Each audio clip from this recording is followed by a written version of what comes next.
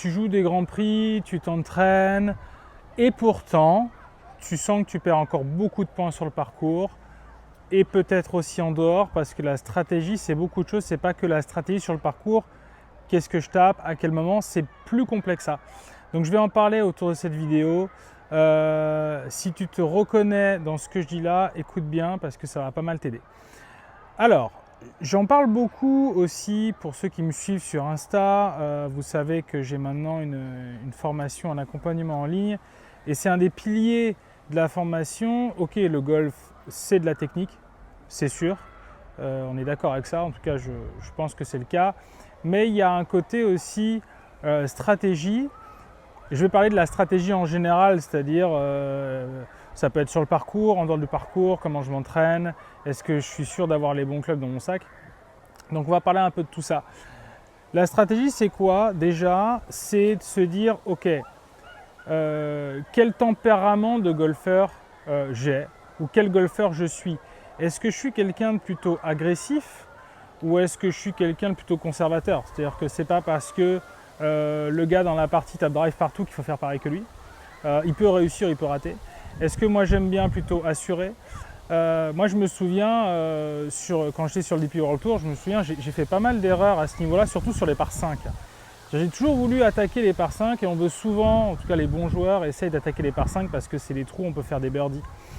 Et ça m'a valu pas mal de déboires parce qu'à toujours vouloir attaquer les par 5 en 2, on se retrouve parfois dans des endroits pas hyper cool et on sort avec le par, parfois le bogey. Donc moi j'ai appris ça à mes dépens, c'est que justement les par 5, je me suis dit à un moment donné, si je ne suis pas sûr et certain d'aller au green ou de me mettre dans une position plutôt parfaite entre guillemets pour faire birdie ou avoir une grande chance de faire birdie, j'attaquais plus.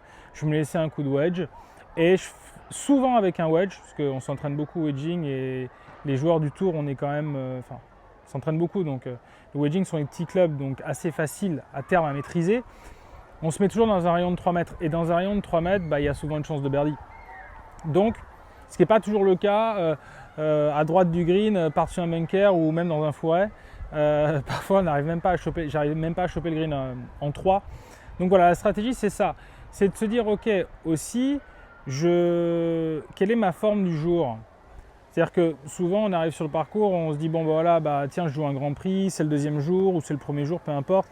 Tiens, aujourd'hui, je vais faire ça, mais hier, j'ai réussi à faire ce coup-là, pourquoi je n'arrive pas à le faire aujourd'hui? Il faut tenir compte absolument de votre forme du jour. Quelle est la forme du jour? Est-ce que j'ai bien tapé au practice?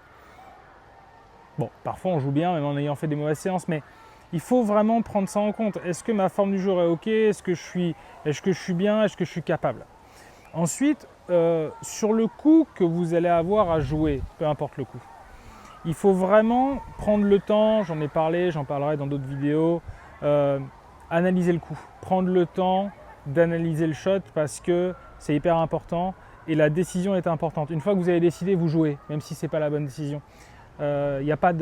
Essayez de laisser le moins de part au doute possible. Donc la stratégie, c'est ça aussi, c'est de se dire, ok, est-ce que ce coup-là, je suis capable, avec mon niveau, de le réussir? Est-ce que je suis capable, avec mon niveau, de le réussir à ce moment donné, là de la partie? Ça peut être la fin de partie, il peut y avoir du stress. Donc analysez bien ça, et c'est tous les coups, ça peut être un chip, ça peut être un coup de drive.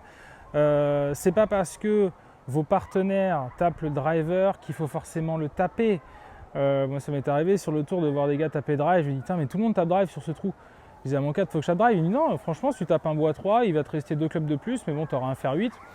Donc si tu es ok pour mettre ton bois 3 là sur le fairway et d'avoir un fer 8 derrière mais d'être sûr d'être fairway, tape-le plutôt que de mettre ton bunker dans le rough mal ou même hors limite. Donc voilà, ça c'est les choix stratégiques sont vachement importants à réfléchir.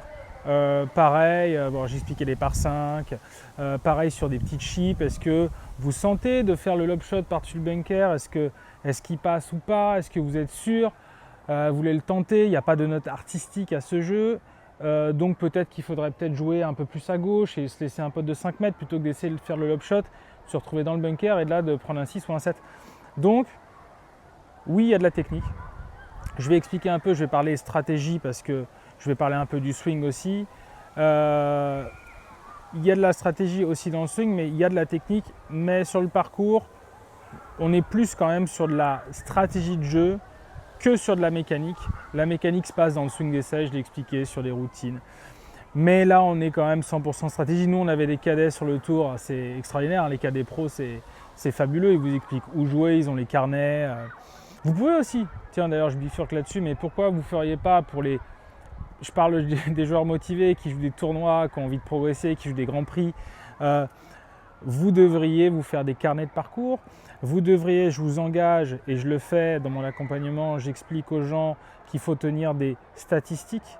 Très important d'avoir des stats, parce que moi, ça m'est arrivé sur le circuit. Je me suis rendu compte, je pensais que je potais mal, et je me suis rendu compte en tenant des statistiques un peu poussées que je potais très bien, mais j'étais très très loin du drapeau. Donc je me dis, ah tiens, bah, finalement non, mais en fait c'est mes coups de fer qui sont trop loin, c'est pas mon putting qui est forcément mauvais. Donc c'est intéressant parce qu'on va batailler à bosser le putting qui est finalement pas le compartiment du jeu qu'il faudrait le plus travailler, il faudrait peut-être bosser, enfin pour ma part, il aurait fallu bosser les coups de fer. Donc c'est ça aussi la stratégie, c'est mettre des statistiques en place. Là, je tourne la vidéo, on est en hiver, on est presque en hiver, donc il n'y a pas de tournoi. Les gens qui jouent des grands prix, pour vous, ça va recommencer peut-être à partir de mars-avril. La saison hivernale, elle est hyper importante aussi pour ça, pour analyser sa saison. Qu'est-ce que j'ai fait comme erreur? Où est-ce que je perds des points? Mais notez tout ça. Moi, j'avais un petit carnet dans lequel je notais tout. Je l'ai toujours d'ailleurs. Notez vos statistiques. Simple, hein, green en régulation, fairway pris, fairway touché avec tel ou tel club. Et à combien vous mettez du drapeau sur vos coups de fer. Voilà. Combien de potes et idéalement combien de potes par green touché en régulation. Ça, c'est des stats un peu plus poussées. Après, vous pouvez tout faire. Hein. Est-ce que, par exemple, moi je me souviens que je rentrais des statistiques. Est-ce que je rate plus souvent à droite qu'à gauche? Vous pouvez vous rendre compte, par exemple, au bout de 6 mois de statistiques, que vous ratez tout le temps, par exemple, votre drive à gauche. On ne se rend pas forcément compte, mais c'est important ça pour mettre le doigt sur des problématiques et derrière les travailler. Là, je suis chez moi, j'ai mis un petit filet parce que je pense que c'est aussi important, encore un truc de stratégie, de bosser l'hiver comme il faut. Là, on est sur de la mécanique. Ce qui ne vous empêche pas aussi de bosser le côté, je vais dire psychologique, mais mental, de vous dire de vous poser 5 minutes et de vous dire ok voilà, ce que je disais tout à l'heure, c'est qu'est-ce que j'ai loupé cette année, qu'est-ce qu'il faut que j'améliore. Sortir de là avec un vrai plan d'entraînement hivernal et se dire ok, moi mon wedging il est pas bon, ou il n'est pas assez bon, ou je drive pas assez bien, ou mécaniquement c'est vrai que je fais toujours cette faute, j'ai vu avec mon coach, bah, je fais n'importe quoi, je fais trop de hook, donc je suis trop en dessous, j'ai trop la face fermée. Bossez aussi vos basiques. Si vous avez un grip à changer, bah, stratégiquement c'est bien de le faire l'hiver parce qu'en pleine saison ça me paraît compliqué d'aller changer un grip. Donc voilà, c'est ça aussi la stratégie. Après, il y a autre chose, c'est qu'est-ce que vous utilisez comme club? Est-ce que vous avez le bon matériel adapté? Alors, adapté, vous pouvez faire des fittings, mais ce que je veux dire, c'est est-ce que vous avez, par exemple, il y a des gens qui ont des fer 3, des fer 4, est-ce que ça sert vraiment? Est-ce qu'il ne vous faudrait pas plutôt un hybride? Est-ce que vous avez un sandwich, 2 sandwichs, 3 sandwichs? Je vais reparler un peu de moi 5 minutes, mais expérience un peu du circuit, c'est quand même intéressant de pouvoir la partager avec vous. Je jouais les tournois, des plus gros tournois avec les meilleurs joueurs en Europe et dans le monde, et je me suis vite rendu compte que je n'utilisais quasiment jamais mon fer 3. On a le droit à 14 clubs, pas plus. Et bon, je me dis c'est quand même dommage de ne pas utiliser son fer 3 sur le parcours, donc est-ce que je ne me prendrais pas plutôt un troisième wedge? J'ai enlevé mon fer 3. Je me suis pris un troisième wedge, un 62 degrés, donc un truc vachement ouvert. Et je ne pouvais plus m'en passer de ce truc-là parce que je me rendais compte que le sandwich est vachement important. C'est quelque chose qu'on joue beaucoup, c'est là où on gagne des points. Le fer 3, pas tellement. Donc regardez votre sac et dites-vous aussi, ok, est-ce que j'ai les clubs adaptés?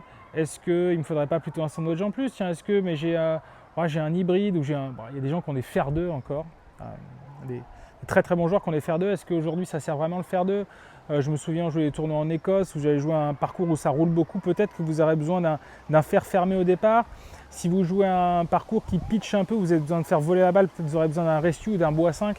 Donc c'est ça aussi la stratégie globale du golf. Donc ça voilà, on en parle du coup beaucoup dans l'accompagnement. N'hésitez pas, je vous mets le lien dans cette vidéo. N'hésitez pas, si vous voulez prendre un appel avec un de mes coachs, c'est complètement gratuit et on peut en discuter ensemble. Voilà, après stratégiquement, ce que je disais, qu'est-ce que je peux faire techniquement en termes de stratégie quand je suis chez moi à la maison.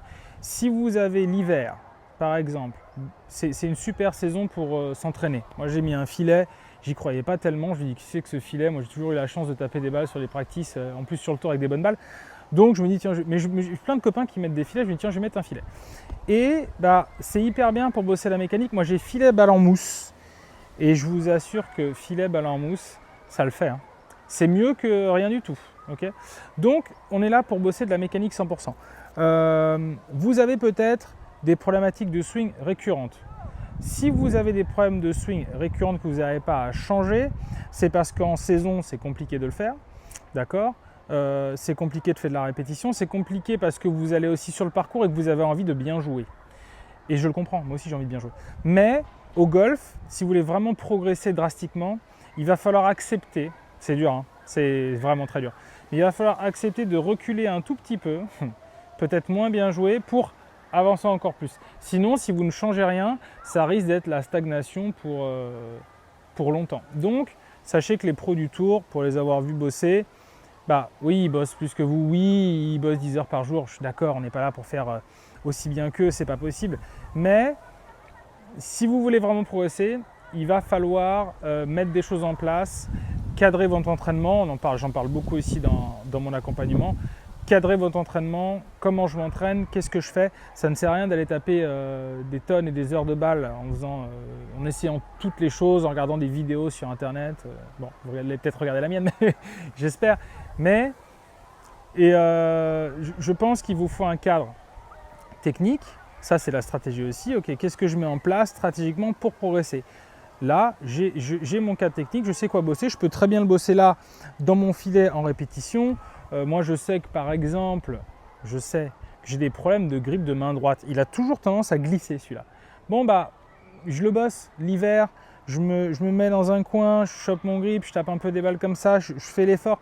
Ce qui est bien dans un filet comme ça, c'est qu'il n'y a pas d'objectif de résultat.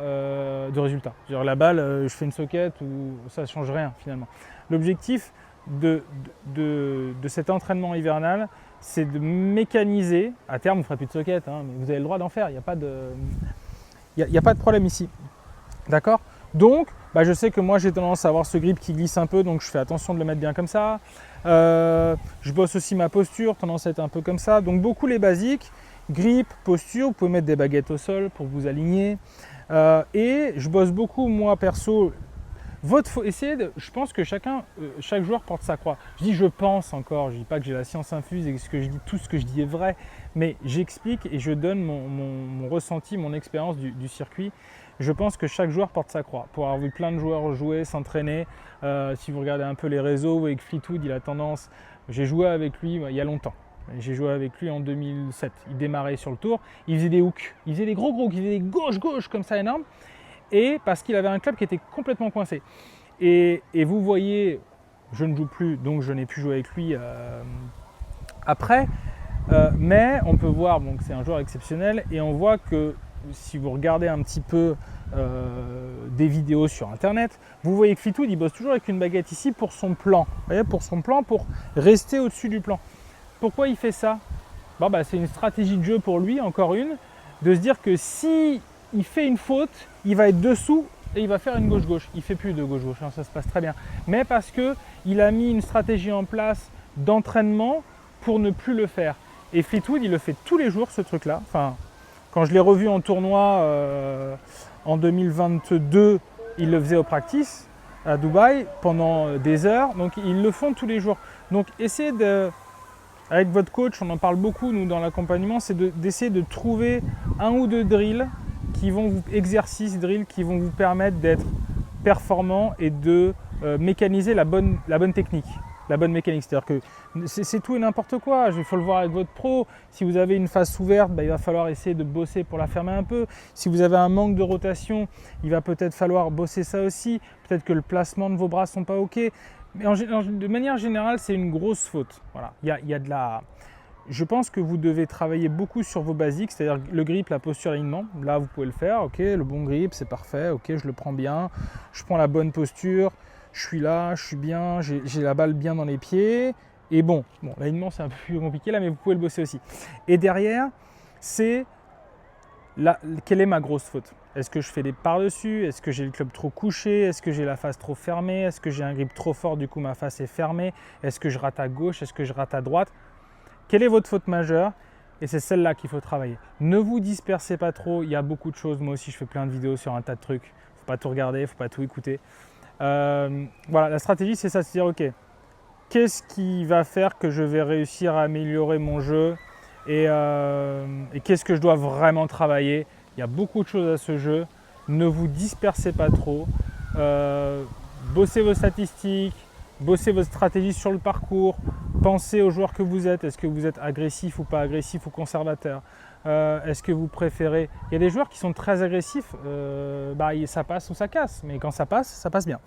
Quand ça casse, ça passe pas du tout. Donc voilà, est-ce que vous préférez faire ça?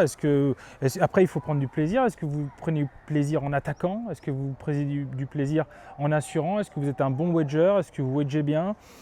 Essayez aussi sur le parcours de vous laisser des coups que vous aimez. C'est-à-dire que si vous détestez, il faudra les travailler, mais si vous détestez un coup à 30 mètres, ne vous laissez pas un coup à 30 mètres. Laissez-vous un coup à 60 mètres. Voilà, donc c'est plein de petites choses comme ça, la stratégie. Donc voilà, si vous voulez qu'on en discute, qu'on parle de tout ça avec moi ou avec un membre de mon équipe, il y a le lien en description, vous cliquez dessus et on se fait un appel. Voilà, à bientôt.